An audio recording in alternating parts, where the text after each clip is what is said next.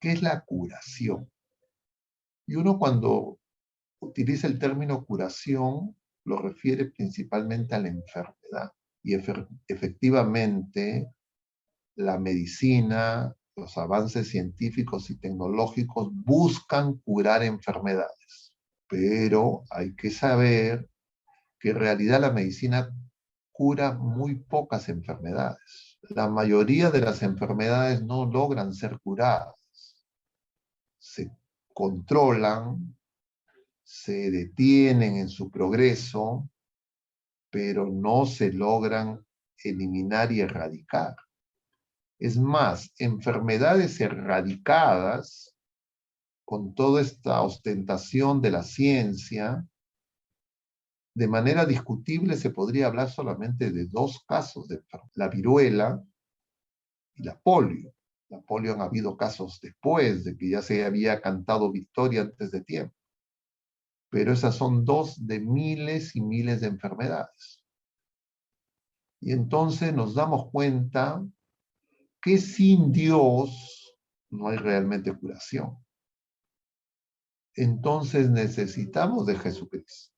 Y la enfermedad no es ajena a esto que nos menciona el libro de los números de la primera lectura del día de hoy. Es decir, el pueblo está extenuado y cansado. Estudios de la misma Organización Mundial de la Salud acerca de los determinantes de la salud y de la enfermedad han documentado y actualmente está fehacientemente demostrado que, diríamos, que el cansancio, el agotamiento, en una palabra, lo que se llama el estrés, explica, por lo menos en un porcentaje muy importante, un gran número de enfermedades, tanto de origen psíquico como físico, pasando por muchas formas de cáncer, infecciones, enfermedades autoinmunes, y en una lista que cada vez se va incrementando. Y entonces se ha logrado establecer mecanismos que ven la relación entre ese cansancio, ese agobio, diríamos en términos más coloquiales, contemporáneos, estrés. Y ese estrés justamente requiere, para superarse, descanso, una nueva mentalidad, porque ese estrés produce también ceguera. Impide que nosotros veamos todas las alternativas, que podamos elegir bien, diríamos, que podamos ejercer realmente nuestra libertad, diríamos, que podamos tomar conciencia del pecado. Y entonces estos pasajes, que como toda la Sagrada Escritura son palabra de Dios y verdad, siguen iluminando incluso yo diría, los exámenes y el análisis más contemporáneo en relación a lo que es la enfermedad y lo que significa. Y por eso no es extraño que Jesucristo, en su primera etapa de su vida pública en Galilea, curó a muchos enfermos. Pasó haciendo el bien y curando a los oprimidos por el mal. Y signos de la presencia mesiánica son justamente la curación de los enfermos, que los ciegos ven, que los cojos andan, que los sordos oyen. Y entonces eso no solo hay que comprenderlo, diríamos, como hechos sobrenaturales, sino en la fe tienen que iluminar nuestra razón. Y para comprender lo desastroso que son no los terremotos en términos de movimientos sísmicos, sino los terremotos que producen el desorden que introduce el pecado en las criaturas humanas.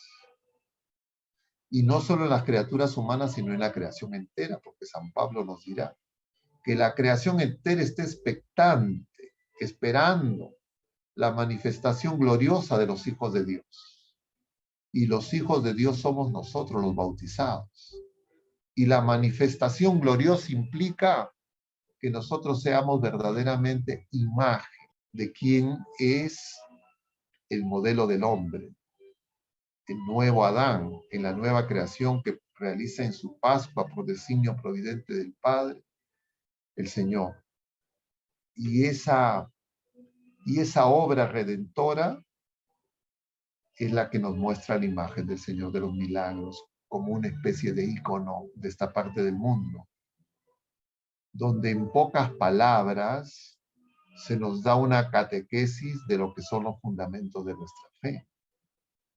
Y entonces la curación, incluso de las enfermedades físicas, requiere que nosotros elevemos nuestros ojos ante Jesús en la cruz. Porque contemplando que en la cruz se manifiesta la plenitud del amor y el perdón es una nueva creación porque nos permite darnos la oportunidad de empezar de nuevo para establecer relaciones de amor, pero de amor que sean esa manifestación del amor que es el Espíritu Santo que se derrama en nuestros corazones y que Jesucristo nos ha manifestado en la cruz. Y ese amor nos va a sanar.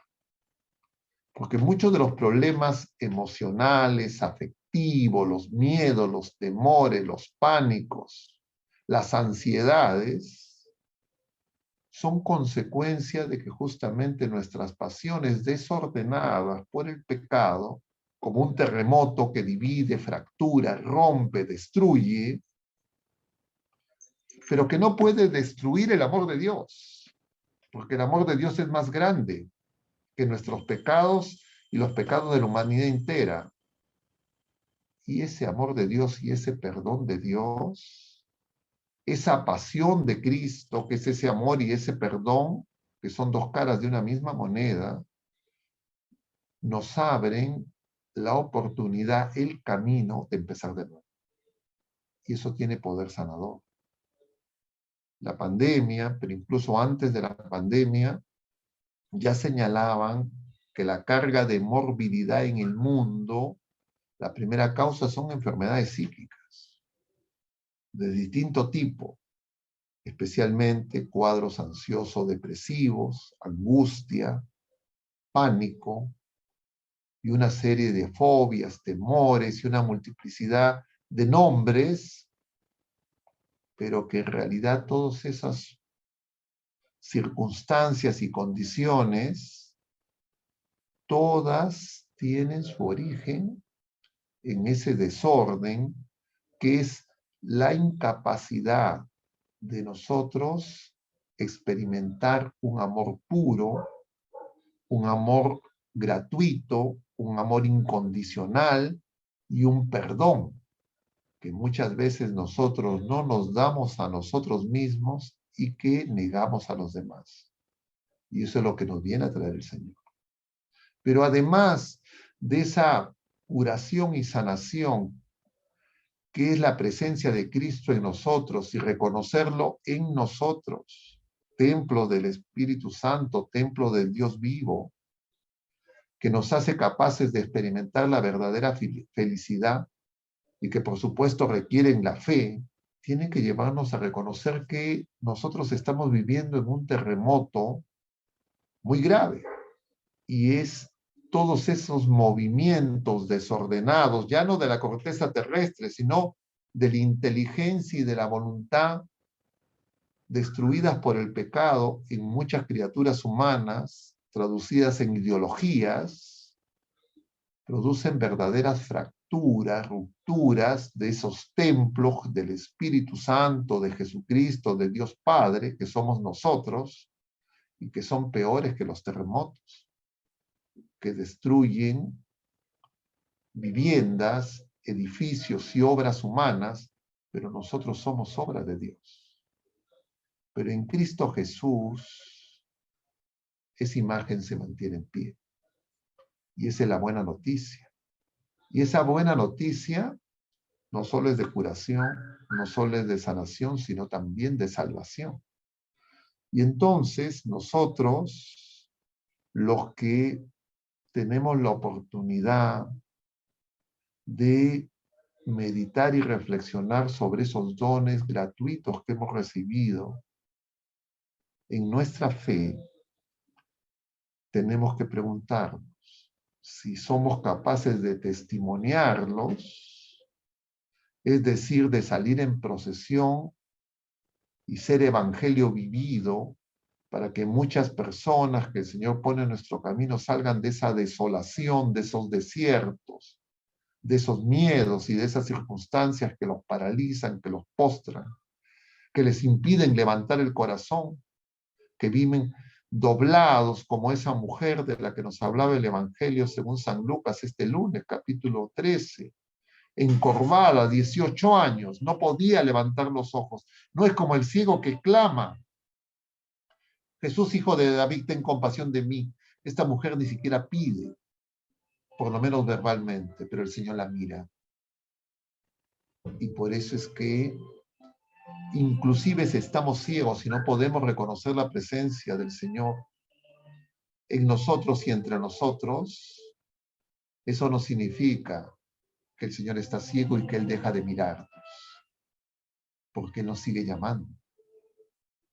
Pero nosotros tenemos que descubrir y dar gracias, porque necesitamos ponernos en marcha, salir del estancamiento, diríamos salir en procesión para dar testimonio de ese tesoro, que es la fe que hemos recibido como pueblo,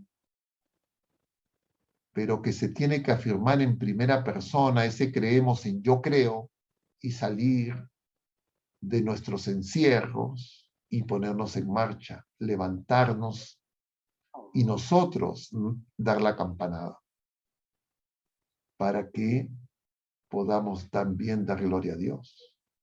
Y entonces sí podremos ser dichosos.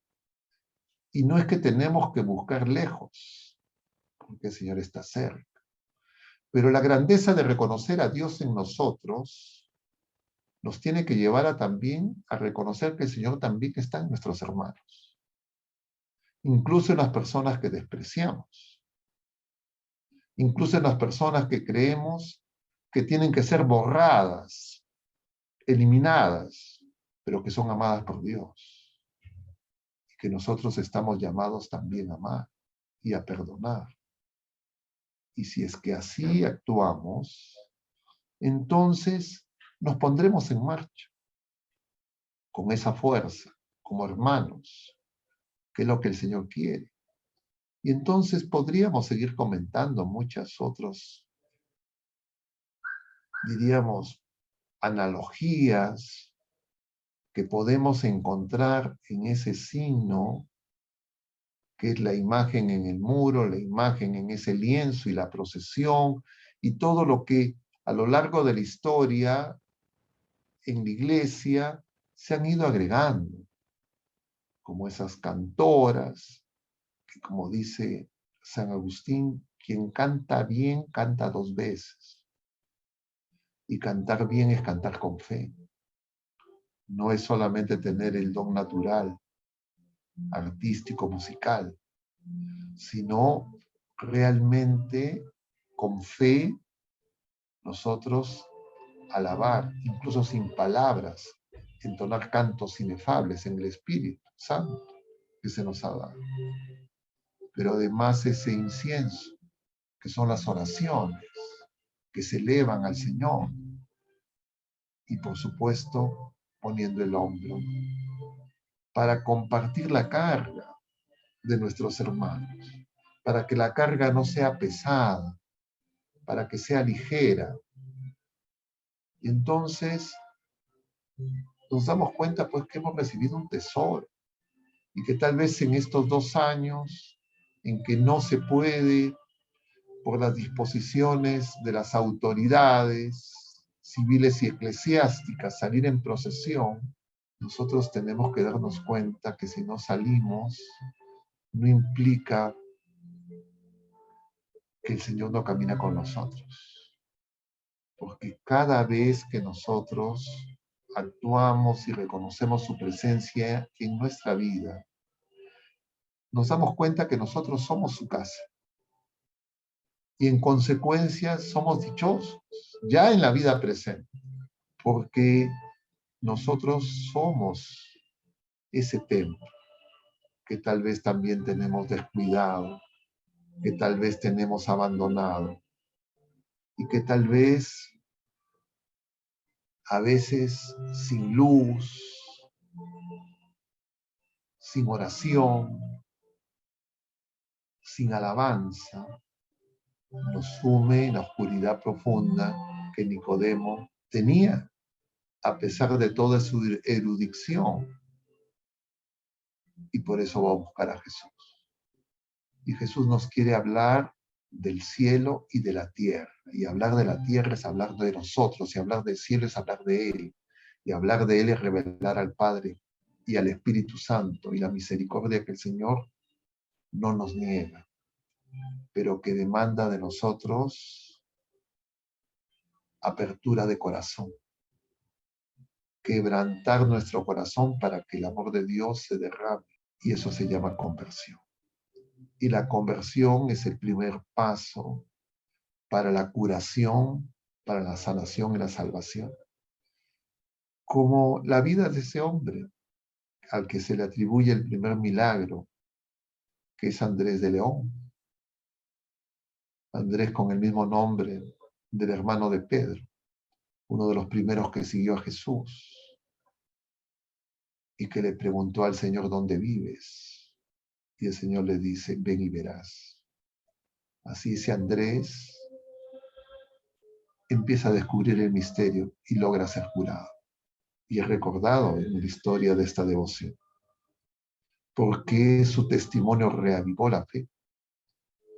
Pero tal vez nuestra fe al presente le falte esperanza, porque es una fe que no quiere ser curada totalmente, una ceguera que solo se contenta con lo pasajero, con las miradas de las cosas de este mundo. Y el Señor quiere que anhelemos contemplar la luz de su rostro. Y para eso Él viene en persona, a guiarnos en este nuevo éxodo, que es el éxodo de Jesucristo a la patria celestial,